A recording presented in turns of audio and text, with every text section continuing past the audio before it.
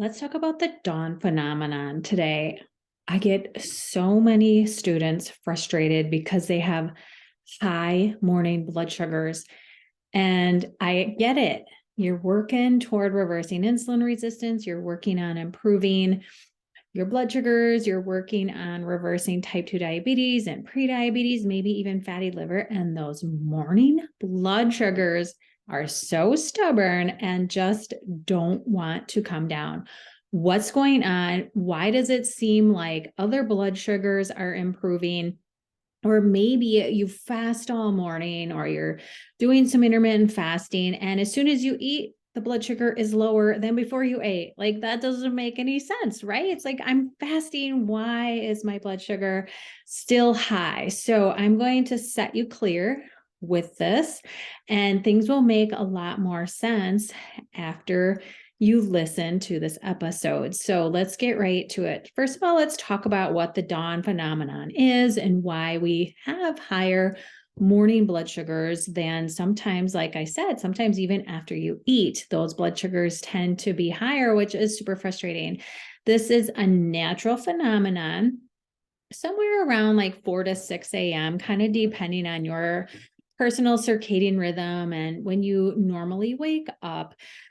We have an output of certain hormones, and these are called counter-regulatory hormones. And basically what they are doing, these hormones are adrenaline, cortisol, glycogen, or I'm sorry, not glycogen, but the counter-regulatory hormones are cortisol, human growth hormone, and adrenaline. And we get a surge of these hormones in the early morning hours, which is totally normal. This happens to every human. This is supposed to happen. And hormones tell our bodies to do different things, right? Depending on what the hormone is, what the level is. So these counter-regulatory hormones basically tell your body to wake up because you've been sleeping. There's certain hormones that put you to sleep. There's certain hormones that help you to stay asleep. There are certain hormones that wake you up and give you more energy. So we don't want to stay sleeping all day, right? We are naturally, humans release counter-regulatory hormones in the early morning hours to wake up and get our bodies ready for the day. So what happens during the dawn phenomenon when these counter-regulatory hormones increase is that increase in cortisol is going to cause a small rise in glucose. And this is normal. Again, your body is getting you ready for the day. So this happens even in healthy people who have healthy metabolisms and people who are metabolically flexible. We have a small increase in blood sugar that helps us to wake up, have some energy to start our day. That means, again, we don't have to stuff our faces as soon as we get up because we do have a little bit of a surge in blood sugar. Now, in healthy people, you probably wouldn't even know this. Maybe your blood sugar is somewhere around 80 overnight, 85, and you might bump up to like 90. Or, it's just a small bump in those who are metabolically healthy. It's not a big rise, but that little bit of sugar in the bloodstream is going to help you to burn extra energy and have extra energy for you when you wake up. This is a very normal phenomenon. Now, when you have insulin resistance, you have prediabetes or type 2 diabetes, or you have fatty liver disease, you have obesity, you are not utilizing glucose and insulin well. You are not efficiently burning energy. So what happens is you still have this counter-regulatory hormone increase, this dawn phenomenon, but your baseline blood sugars might be running higher already because you don't utilize blood sugar efficiently. Your blood sugars are already higher. So let's say your blood sugar is running at 110, somewhere around there overnight for the most part. Our blood sugars are naturally lower over the course of the night because we're not eating, or I hope you're not eating. I know that there are, what is that called? Like sleep eating or whatever. But anyway, I do diverse a little bit, but for the most part, we're not eating over the overnight hours and we're not active. So our body is not putting out a lot of blood sugar. We don't have, rises in blood sugar.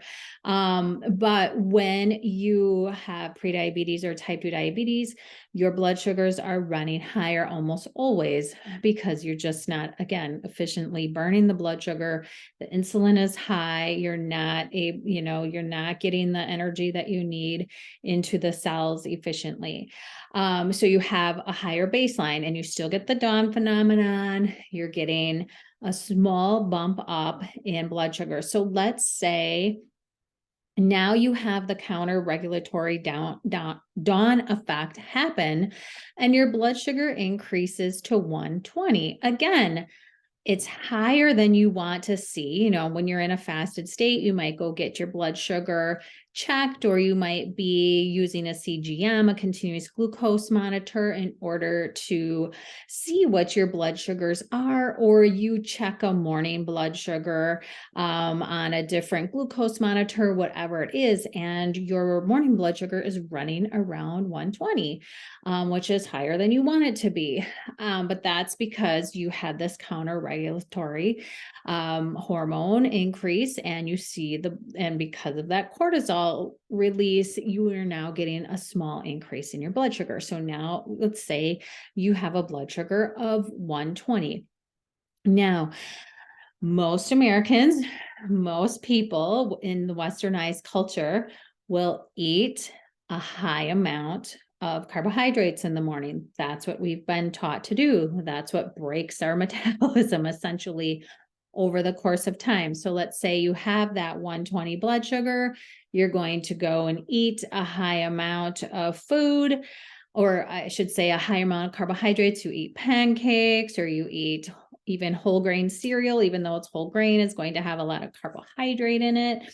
You eat muffins, you eat waffles, you eat oatmeal even. Oatmeal has been touted as a really healthy food, especially for diabetics, because it reduces cholesterol. But if you don't eat a good amount of fat and protein with it, you're going to jack up your blood sugar, because oatmeal has a substantial amount of carbohydrates. And if you get like the quick oats or the microwavable oats, those can have a very strong effect on your blood sugar. So most people have been taught to, as soon as you get up in the morning, to go and eat these high carb foods.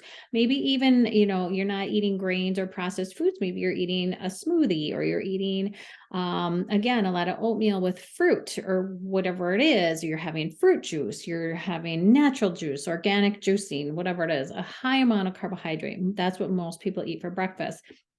You are then going to skyrocket that blood sugar and get an even bigger push of insulin. And then your blood sugars are going to be wonky all day. But my point is, we've done this for so many years. We've gotten up and we've eaten a high carb breakfast, or we've eaten our first meal is high in carbs. Most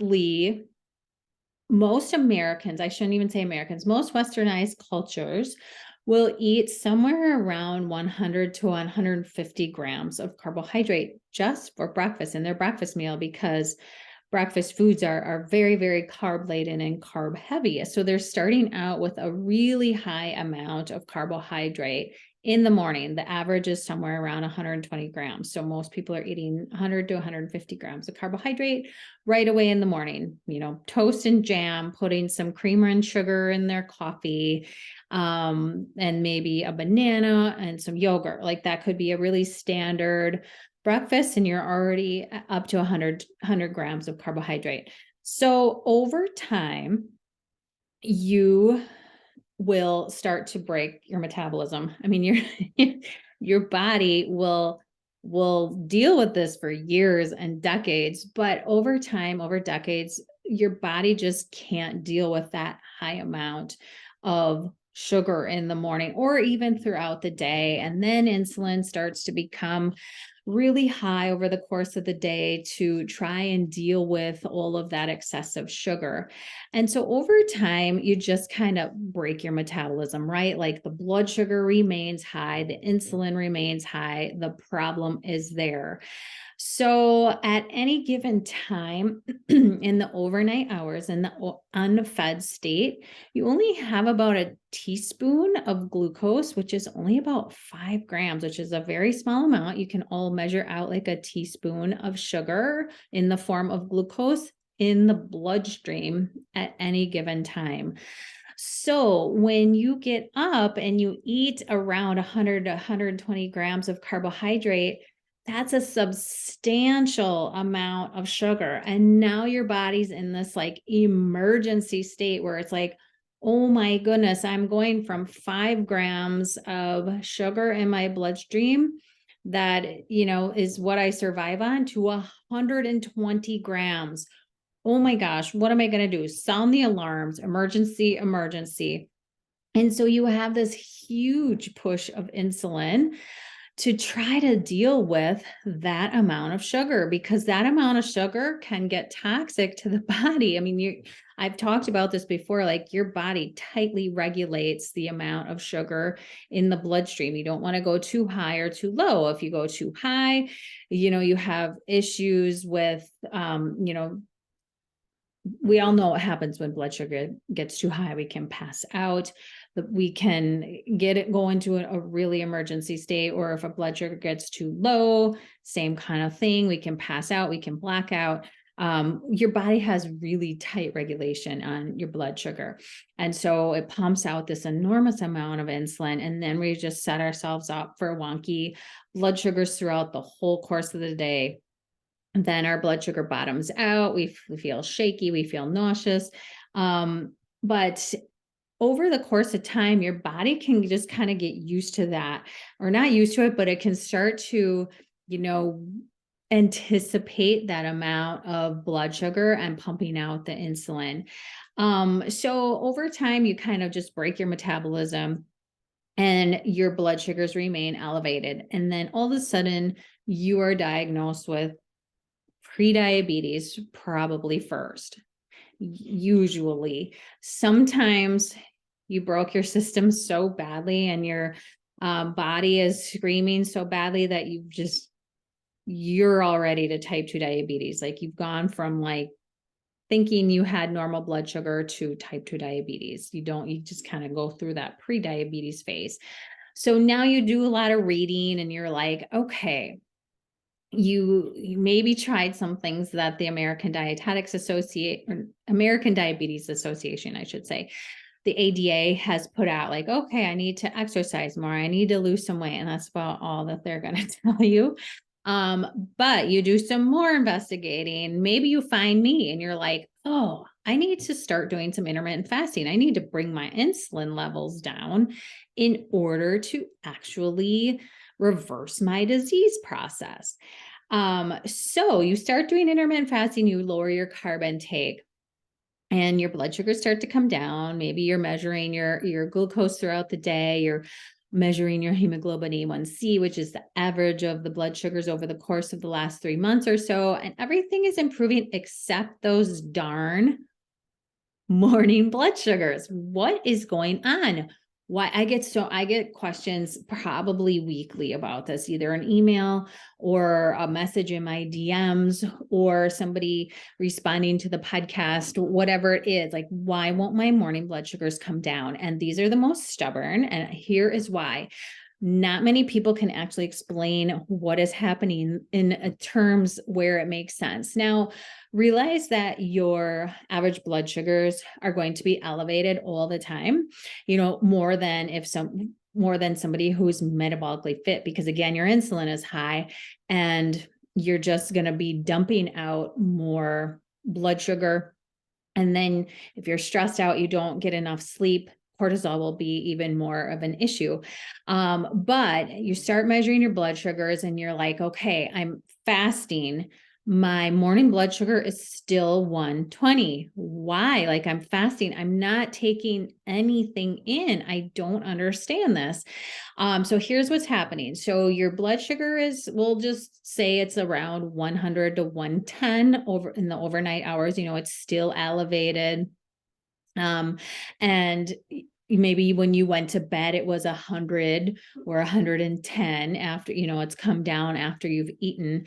And then you get up in the morning and it's 120 and you're like, how in the world does this happen? I didn't eat overnight. I was sleeping. I would think, I would have a lower blood sugar. But because your baseline blood sugars are still elevated, you still get that dawn phenomenon where you release cortisol and human growth hormone and adrenaline. That's going to bump up your blood sugar. Okay. So now you're up to 120. And that's just your baseline after you've had that dawn phenomenon. So then you're like, okay, well, I'm fasting. And say you fast all morning. And here's a little side note too. If you are drinking a lot of coffee, caffeinated black coffee, even if it doesn't have any sweetener or fat in it, sometimes that can increase your blood sugar even more because some people are prone to cortisol release. If they are sensitive to caffeine or taking in a ton of caffeine, your body may release cortisol, which is going to bump up your blood sugars even more. So be mindful of that. But what happens is your baseline blood sugar is now 120. Say you fast all morning until maybe 1 o'clock. You're not releasing insulin, right? Because you're not eating. You only release insulin in response to when you've eaten carbohydrate and sugar. So maybe even you put some butter in your coffee and your blood sugar is still not coming down. It's because fat does not provoke an insulin response like carbohydrate and protein does. So then once you eat, you've eaten, say you eat a high fat, high protein meal, like I have taught you, which is awesome. And you keep your carbohydrates low. So when people have prediabetes or type 2 diabetes or fatty liver, I teach them that first meal coming off the fast should be high in protein with some healthy fatty acids and low in carb. And often I will say, if you have blood sugar dysregulation, under 20 grams of carb, because you don't want to stimulate high blood sugar coming off your fast. So people will do this, right? Okay, I hope you're following me. Your blood sugar is now 120. Now you eat a higher fat, higher protein meal with hardly any carbohydrates. You are going to release insulin in response to the carbohydrate that you eat and the protein that you eat. Now that insulin is going to direct the energy, the glucose into the cell and hopefully burn some of that off. So then your blood sugar comes down and now it's lower than where it was in the morning, okay? Because you had not released insulin because you had not eaten. So hopefully that makes sense. And then if you eat higher fat, higher protein, low carb throughout the day, that's going to continue. All right. So then by the time you go to bed again, say your glucose is 100, 110, somewhere in there, and it's lower than that morning blood sugar. But it makes sense because then you have the dawn phenomenon that increases your blood sugar a little bit. You are not eating, so you're not releasing insulin. And so that blood sugar stays higher until you eat a meal and insulin is released. So I know I was frustrated for a long time too, because I didn't know how to explain this to people. And fatty liver also comes into play here because when the liver is fatty and clogged up, your body really wants to burn off that extra fat to get that liver healthier. So you can dump some of that sugar in the bloodstream as well. But this makes sense. And then once that insulin is released, then you start to bring the blood sugar down. And then over time, just your baseline blood sugars will start to come down as you get healthier and as you can metabolize carbohydrates better. You can, you start to utilize your insulin better. those baseline blood sugars will start to come down. And then, they stay down in a fasted state because they're just lower overall. So a couple of things to keep in mind is you do want to try it. I talk about cortisol a lot on the podcast as well, but cortisol is what bumps up the blood sugar even in a fasted state. So that's why we want to do things like we want to exercise and burn off the blood sugar in our blood, our stored glucose in the form of glycogen, and burn off what's circulating in our bloodstream. But we don't want to stress the body to the point where it's going to bump up cortisol.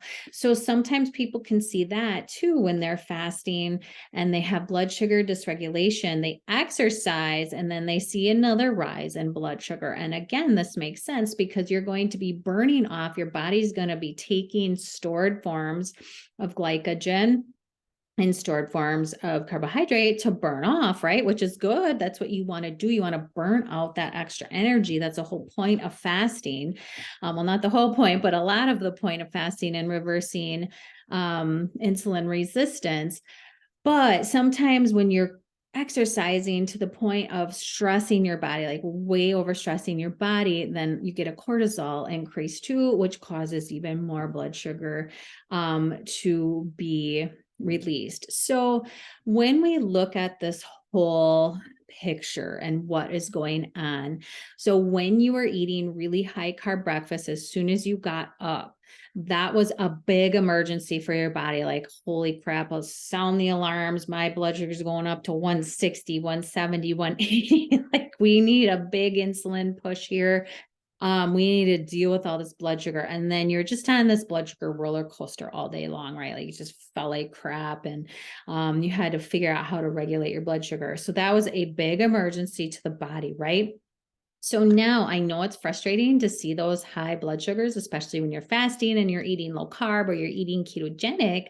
But remember, in time, those will come down and you only see a bump up because of that dawn phenomenon, which is totally normal for humans. Every human has it in order to wake up and get going. It's a normal thing. And to have your blood sugar hanging out at 120 until you eat, that is not an emergency to the body. Not like if you put in 100 grams of carbohydrate and had this huge spike, this huge insulin response, and you had all these hormonal things going on, and your body's like, oh my gosh, how do I deal with all of this blood sugar? Like, I know it's frustrating to see that elevated morning blood sugar at 120, but it's not like as if you were eating like you did in the past to break your metabolism and break your whole system. So I'd much rather see you, chilling out at a blood sugar of 120 in your fasted state until you eat and release some insulin, and then the blood sugar comes down, rather than having this enormous blood sugar spike. So it's very normal for those blood sugars to be a little bit elevated. You want to continue with your intermittent fasting. You want to continue with keeping your insulin levels low throughout a big part of the day, because overall, big picture is what you really want to pay attention to. So every 3 to 6 months, keep checking those morning blood sugars and your blood sugars throughout the day, maybe wear a continuous glucose monitor. But every 3 to 6 months, get that hemoglobin A1C checked, the average of your blood sugars over the last 3 months or so you can see, are you trending in the right direction? Are your blood sugars coming down overall? And then I'd also recommend you getting a fasting insulin checked every 3 to 6 months as well, so you can see, is that baseline fasting insulin starting to come down? And that takes some time to come down. So as long as you're trending in the right direction, that's what's important. So I've talked about this on the podcast before, that first meal coming off your fast, whether it's at 8 a.m., 10 a.m., noon to 4 o'clock. It's so important to make that meal high in protein with some fatty acids, some good fat sources, some healthy fat sources that are not inflammatory, seed oils, with with not a lot of carbs. So especially if you have blood sugar dysregulation, try to keep your carb intake less than 20 grams for that first meal. Make it high in protein. For women, make it a target of about 50 grams per meal. Men, about 60 grams per meal, especially that first meal coming off the fast. Have a fiber source in there that's going to blunt the blood sugar response even more. If you are going to have any starches or sugar, bring them in at the tail end of the meal at the end so that you've already blunted that blood sugar response. And then over time, those morning blood sugars will improve. So if you need to play this over again, please do so. This is a huge problem, or what is perceived as a problem for a lot of people, but it will regulate in time as you reverse the whole process. But I know some people can get very frustrated with this and want to give up because they're like, these morning blood sugars are still high. This fasting's not working. This low carb, this ketogenic approach is not working. I'm going to give up because I still have high morning blood sugars and this is just not working. So hopefully what I've talked about, you get the slight increase in the morning. It stays like that because you're not eating, you're not releasing insulin to bring that blood sugar back down. Over time, this will improve. Those blood sugars will start to come down overall, but it does take time. Keep going with it. Watch your hemoglobin A1C, make sure that's trending in the right direction and that your blood sugars and your fasting insulin are all trending in the right direction. That's important. You need to look at the big picture, be patient, and keep plugging along.